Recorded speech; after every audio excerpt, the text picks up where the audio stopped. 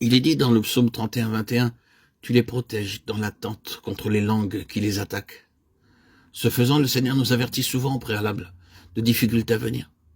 Lorsque nous avons commencé notre œuvre à Madras, nous avons gravi une grande colline pour y passer toute la nuit en prière.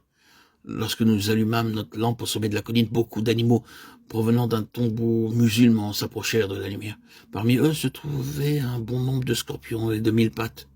Nous en avons tué pendant toute la nuit. Chaque fois que nous nous mettions à genoux, les scorpions et les 1000 pattes attaquaient. Ce fut de cette façon que le Seigneur nous a parlé, nous disant de nous préparer à affronter les scorpions et les 1000 pattes, c'est-à-dire les gens qui se dresseront contre nous.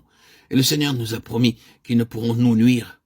Il nous révéla ainsi à l'avance que nous serions méprisés, persécutés et haïs par tout le monde autour de nous. Et ce fut vrai. Lorsque nous commençâmes à rendre le témoignage par le baptême à la table du Seigneur, toutes les personnalités dirigeantes se dressèrent contre nous et adoptèrent toutes sortes de méthodes du monde pour arrêter l'œuvre. Mais nous n'y prêtâmes pas attention, au temps marqué par Dieu. Il les a vaincus. Aussi, nous n'avons pas dit une seule parole contre elles, nous n'avons pas essayé de nous défendre. Nous croyons pleinement dans la merveilleuse promesse d'Ésaïe 54, 17. Aussi longtemps que nous nous tenons cachés en lui, il nous défend. Nous avons expérimenté la véracité de ce fait tout au long des nombreuses années écoulées et dans beaucoup de parties du monde. De telles assurances nous sont données dans de nombreux passages de la parole de Dieu. Celui qui vous touche la prunelle de son œil. Zacharie 2,8.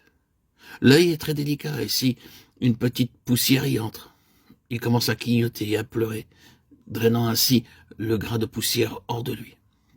C'est de cette façon que Dieu veut nous garder.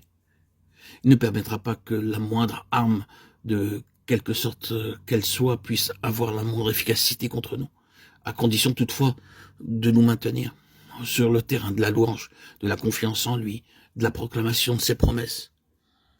Il nous incombe de croire, de demeurer en lui, de nous maintenir dans notre foi et de paraître juste devant Dieu.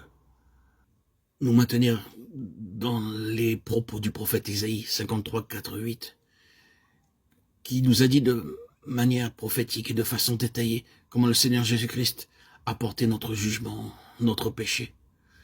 Il a porté les peines causées par nos pensées, nos paroles et nos actes de péché. Il a dû tout payer. Le Seigneur Jésus-Christ a souffert à notre place à cause de nos pensées coupables. Dans le Seigneur, nous avons toute l'espérance et le secours nécessaire. On l'a injurié à cause de nos paroles de péché. Ses mains et ses pieds ont été cloués, son côté percé, son corps fouetté à cause de nos actes de péché. Il a supporté tout cela à cause de nous, afin que nous devenions absolument justes devant Dieu.